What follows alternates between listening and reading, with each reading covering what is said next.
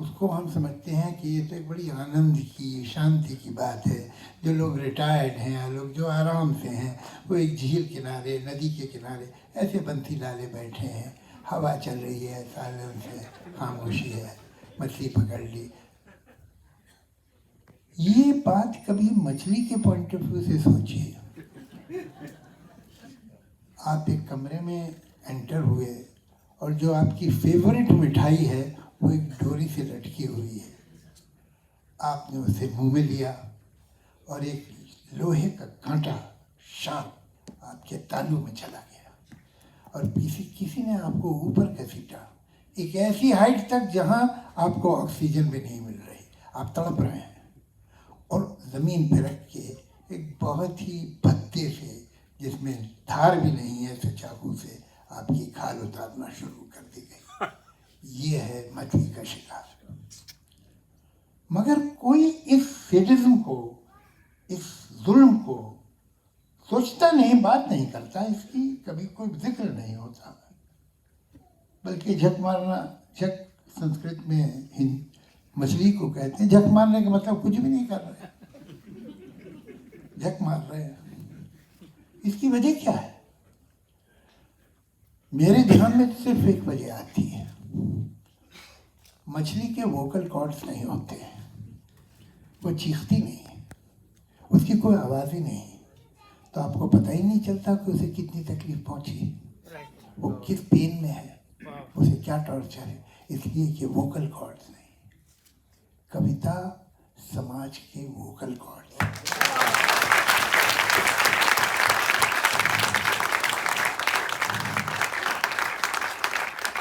और कभी कभी होंठ थोड़ी देर से खुलते हैं, दिल में शिकायत हो, दिल में पीड़ा हो। हम अगर देखें, लिखा जाएगा तो नामदेव ढसाल साहब 20th सेंचुरी के पोइट थे, मगर वो 20th सेंचुरी के पोइट नहीं थे। नामदेव ढसाल का जन्म तो कई हजार साल पहले हुआ था। लावा एक दिन से थोड़ी निकलता है, लावा तो पता नहीं कब से बन रहा होता है, और फिर जब बर्दाश्त से बाहर होता है तो फूटता है और उस पहाड़ी को तोड़ के बाहर निकलता है। नामदेव ढसाल एक ज्वालामुखी का नाम है।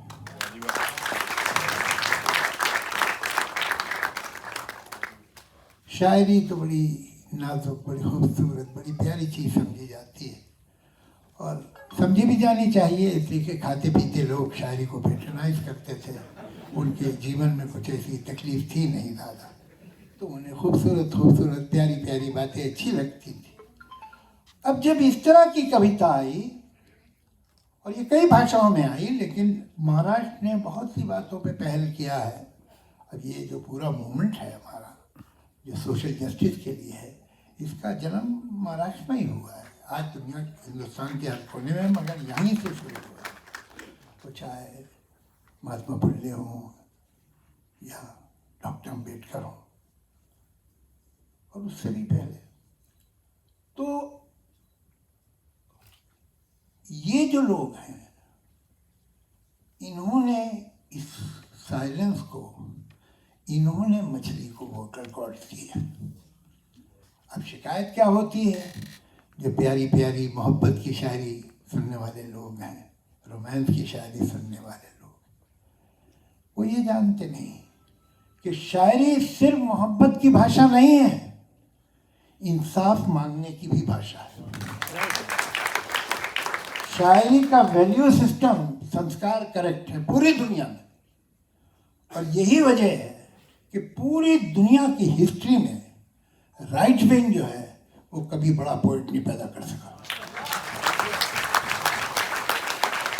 शायरी इंसाफ मांगती है, बराबरी मांगती है, जस्टिस मांगती है, और वही कविता, वही शायरी, वही पोइट्री दुनिया में मानी गई है जो ये वैल्यूज को प्रीच करती है। उसके अलावा तुकबंद हो सकते हैं इधर उधर, लेकिन ये कि बड़ा कवि नहीं हो सकता। बड़ा कवि तो वही होगा जिसने जस्टिस की बात की है। आज हम जिस कवि के नाम पे यहाँ मौजूद हैं, उसने जस्टिस की बात की है, इंसाफ की बात की है। अब गिला क्या होता है लोगों को कि देखिए ये लोग इन जैसे जो शायर आए हैं और ये इनके देखा देखी बहुत जगह और इनसे सीख के बहुत भाषाओं में शायर आए। देखिए इनकी ज़बान देखिए कैसे कैसे शब्द इस्तेमाल कर देते हैं। ज़बान पानी की तरह होती है, जिस बर्तन में रखोगे वैसी हो जाएगी। तुम्हें ये ज़बान पसंद नहीं है तो फिर उनकी ज़िंदगी बदलने की कोशिश करो, उनके हालात बदलने की कोशिश करो, तो ये ज़बान बदल जाएगी। तुम ये चाहते हो कि उनकी ज़िंदगी में तो कड़वाहट ही रहे, उनकी ज़िंदगी में ह्यूमिलेशन ही रहे, बदनामी ही रहे, इन्फीरियॉरिटी ही रहे, लेकिन उनकी भाषा बहुत अच्छी होनी चाहिए। ये ज़रा सही बात नहीं कर रहे हो दोस्त, ऐसा नहीं हो पाएगा। जो कड़वाहट जिंदगी की है वो ज़बान में आएगी। तुम जिम्मेदार हो इस ज़बान के, कभी नहीं। अगर तुमने ये हालात ना किए होते तो कभी कोई सब कुछ कहने की जरूरत नहीं पड़ती। बहरहाल मुझे ट्रेजेडी हमारी ये है कि दुनिया में भाषाएं बनी हैं कि एक आदमी बोले दूसरा समझे, कम्युनिकेशन के लिए। और अब ये होता है कि भाषा ही कम्युनिकेशन के दीवार बन जाती है। तो शुक्र है कि इस कम्युनिकेशन की दीवार में कुछ छोटे छोटी विंडोज़ हैं जिन्हें हम ट्रांसलेशन कहते हैं, अनुवाद कहते हैं। तो मैं तो रहता था लखनऊ का हूँ, मैं यूपी में ही पला बढ़ा। हम लोग सब खूब मंडूक हैं, अपने अपने छोटे छोटे कुएं में रहते हैं और समझते हैं यही दुनिया है। तो मुझे भी लगता था कि भाई अगर शायरी है तो उर्दू में है और कहानी है तो उर्दू में, बाकी क्या है। तो थोड़ा बंगाली का ट्रांसलेशन हो गया था, तो बंगाली लिटरेचर को थोड़ा हम जानते थे। उस समय में मेरे लड़कपन में मैंने तो कभी किसी मराठी पोएट का या मराठी राइटर का कोई ट्रांसलेशन नहीं देखा कभी, जबकि मैं काफ़ी पढ़ता था। इसी तरह गुजराती का भी नहीं देखा, तमिल का नहीं देखा, सिर्फ एक बंगाली थी, वो पता नहीं कैसे आ गई थी हिंदी उर्दू में।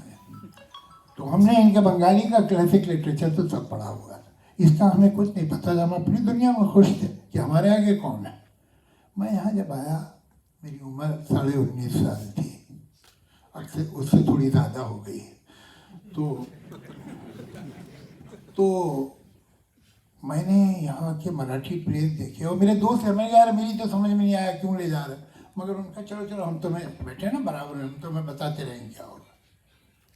मैं आप विश्वास कीजिए, मैं ऐसा लगा कि मैं यहीं ज़मीन पे बैठ जाऊँ घुटनों के बाद।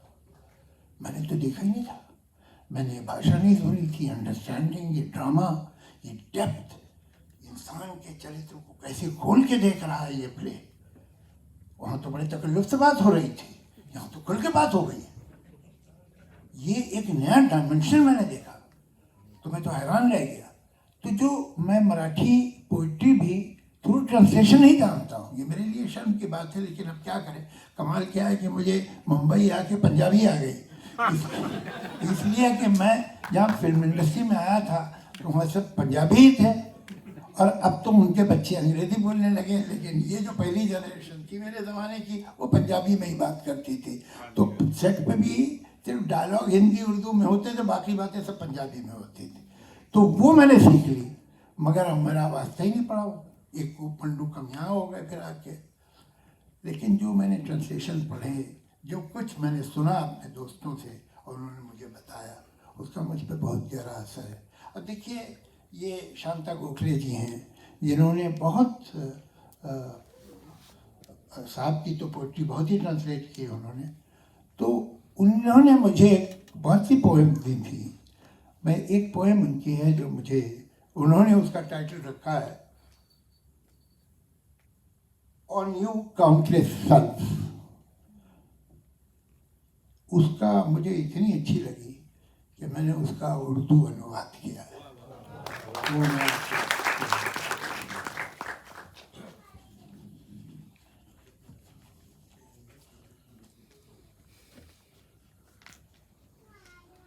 लहू में तैरते हैं, गरमाते हैं अनगिनत सूरज, और आज भी तुम्हारी बहनें, तुम्हारी माएँ भरे बाजार में बेइज्जत की जा रही हैं। रोमन सम्राट नीरो जैसे घमंडी अहंकार में चूर लोग आज भी इंसानों को मोमबत्तियों की तरह जला रहे हैं खुलेआम चौराहे पर। ये वो है कि अगर तुम एक रोटी का टुकड़ा चाहो, चुल्लू भर पानी मांगो, तो तुम्हारे घरों पे हल चला देंगे। नगर या गांव तुम्हारी जमीनें उजाड़ देंगे। जो हाथ उठे वो काट देंगे। लहू में तैरते हैं गरमाते हुए अनगिनत सूरज। कब तक सहेंगे हम ये दमन? क्या आखिरी सांस तक हम यूं ही बंदी बन के जिएंगे? मगर देखो, नजर उठा के देखो, धरती के स्वाभिमान से भरने लगा है आसमान। और मेरी सारी पीड़ा मुक्ति के लिए एक चीख बन गई है। ऐ मेरे लहू में तैरते अनगिनत सूरजों, अपनी आंख जगा दो। हर बस्ती हर नगरी में, हर बस्ती हर नगरी में।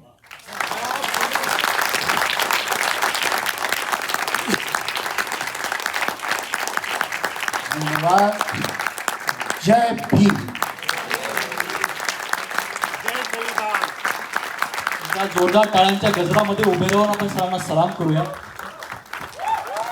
सरांनी आपल्या या मनोगतामधून आम्हा सर्वांना विचार करण्यास बाध्य केलेलं आहे की इथून कोणीही ऑडिटोरियमच्या बाहेर खाली डोक्याने जाणार नाही। सरांनी जे काही करण्याचं उदाहरण दिलं त्याबद्दल सर बोलले कि शायरी इंसाफ मांगती है, तो उसी बारे में सर मैंने कहीं सुना था कि